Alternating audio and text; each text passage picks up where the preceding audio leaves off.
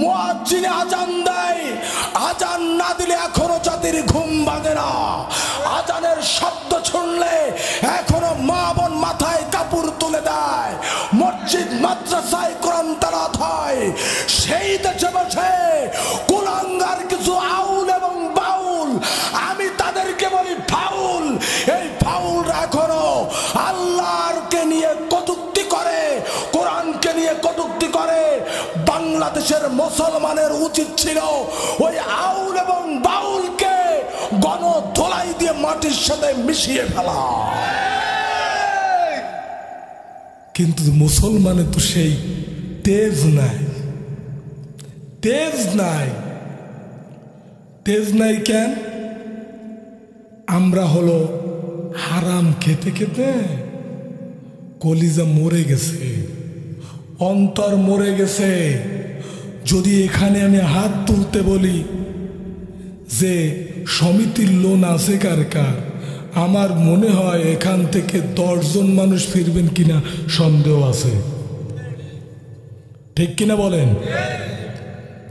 আমি যদি বলি জমির আইল ঠেলেন না কে কে, জমির আইল নিজের দিকে বলান না কে কে, খুব কম সংখ্যক মানুষ পাওয়া যাবে।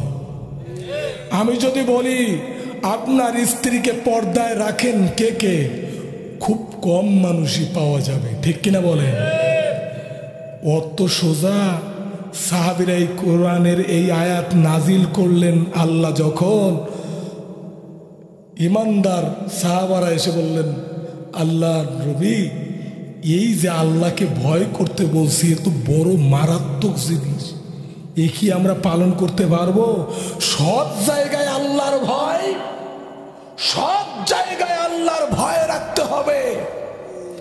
ঘরে ঢুকতে গেলে আল্লাহর ভয়, খাইতে গেলে আল্লাহর ভয়, স্ত্রীর কাছে গেলে আল্লাহর ভয়, বাইরে চলতে গেলে আল্লাহর ভয়, ব্যবসা করতে গেলে আল্লাহর ভয়, চাষাবাদ করতে গেলে আল্লাহর ভয়।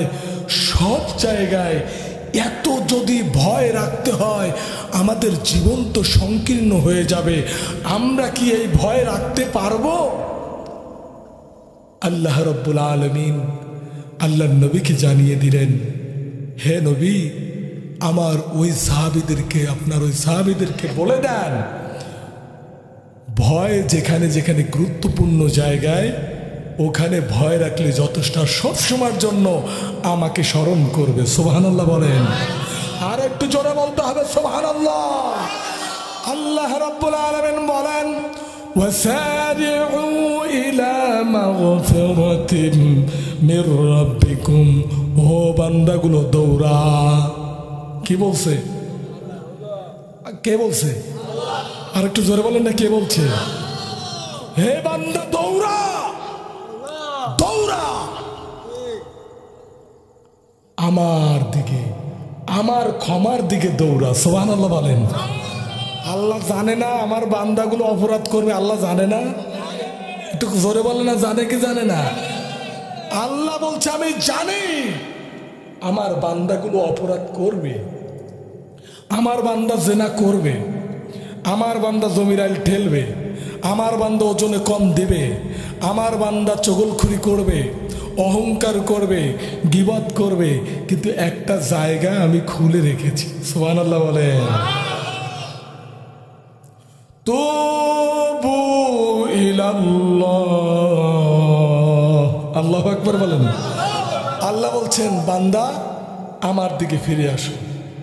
কার দিকে? আল্লাহ বলছে দৌড়াও। আবার কি বলছে? দৌড়াও আমার ক্ষমার দিকে, দৌড়িয়ে আসো আমার কাছে। সুবহানাল্লাহ কান। সমস্ত গুনাহ থেকে পৃথক হয়ে আমার দিকে আসো, আমি আল্লাহ রহমতের চাদর বিছিয়ে তোমার জন্য অপেক্ষা করছি। সুবহানাল্লাহ বলেন। সেই আল্লাহ এখনো আছে না নাই? যারা কনকনে শীতের ভিতরে বসে রয়েছে, আল্লাহ দেখেন কি দেখেন না? আমার কলেজের ছোট ভাই চুয়েল দূর থেকে নিয়ে আসছে। মোহাব্বত না থাকলে কি আনতো? কথা বলেন, আনতো? অত্যন্ত ভালোবাসে আর ভালো মনের একজন মানুষ। আলহামদুলিল্লাহ বলেন, আলহামদুলিল্লাহ বলেন। এইসব যুবকদেরকে উৎসাহ দেওয়ার দরকার, যারা কোরআনের জন্য যাদের কলিজাটা ঝুলে থাকে, আল্লাহর জন্য কলিজাটা ঝুলে থাকে, এদেরকে উৎসাহ উদ্দীপনা দিয়ে সামনে অগ্রসর করার দায়িত্ব হলো আপনাদের। ঠিক কিনা বলেন?